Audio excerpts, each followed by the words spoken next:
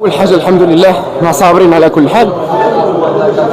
ما كناش باغي نلعبوا غير مزيان، كنا باغي نديو كما عارف، كنا باغي نديو الكاس المغرب الجمهور ديالنا، الناس ديالنا، والدينا. حنا كنا عارفين بان يكون ماتش صعيب. أوقف المنتخب البرازيلي كرة القدم داخل القاعة مسار نادي المغربي في ربع نهائي كأس العالم للعبة ذاتها بعد فوزه ب3 أهداف ل1 اليوم الأحد. ودخلت العناصر الوطنية بشكل قوي في المباراة، حيث حاولت البحث عن هدف التقدم مبكرا، لكن اصطدمت بقوة الدفاع البرازيلي وتألق حارس مرماها، وتلقت شباك المنتخب الوطني فوتسال هدفا في الدقيقة 11 من الشوط الأول عن طريق مارسيل، ثم تلقى الهدف الثاني بعدها ب6 دقائق بواسطة ليلاندرو.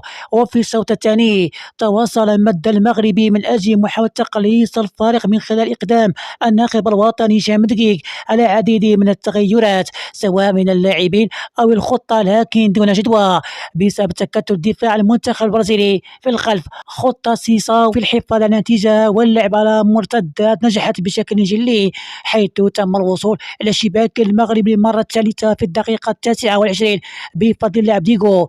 وعلى الرغم من هدف الخصم فإن سيطرة الأسود الفوتسال تواصلت، فحاول اللاعبون بشتى الطرق الوصول إلى المرمى المنتخب البرازيلي بخلق العديد من المحاولات، والتي ترجم أحدها عثمان إلى هدف في الدقيقة 34. وانتهت المباراة بفوز المنتخب البرازيلي ب3 أهداف لهدف واحد بعد تقديم المنتخب المغربي لمستوى جيد طيلة البطولة.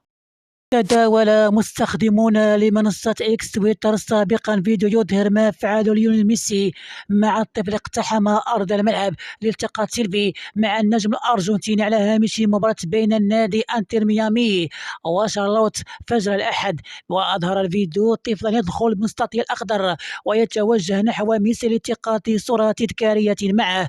وقد حقق اللاعب البالغ من العمر 37 عاما أمنية الطفل قبل يدفعه، طالبا إياه بالخروج عن الفور من الميدان بعد مطاردته من رجال الأمن الذين نجحوا في إمساك به في نهاية المطاف.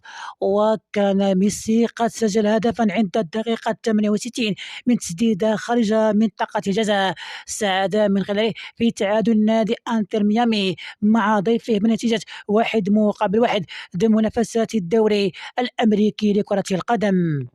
نال الدولي المغربي أشرف حكيمي نجم النادي باريس سان جيرمان الفرنسي أعلى تنقيط في الدوري الفرنسي من إحدى المواقع العالمية المتخصصة بفضل تألقه الكبير مع فريقه منذ بداية الدوري.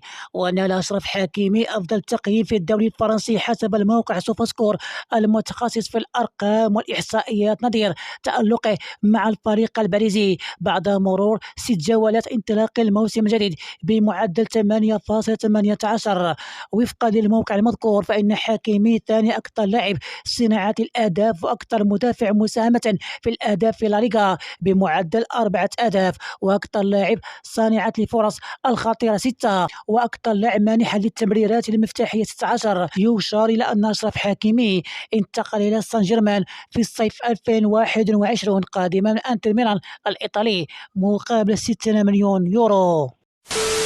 تواجه الجامعة الملكية المغربية كرة القدم أزمة كبيرة بعد تحديد الكونفدرالية الإفريقية لكرة القدم موعد كأس إفريقيا للمحلي في فبراير المقبل، مما يستدعي إيقاف البطولة الاحترافية أكثر من شهر.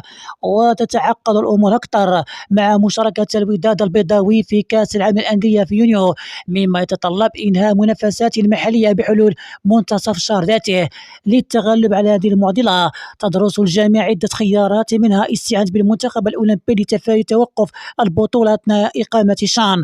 يذكر أن المنتخب الوطني قد تأهل نهائيات كأس إفريقيا المحليين بعد انسحاب الجزائر، حيث حصلت منطقة الشمال إفريقيا على 3 مقاعد.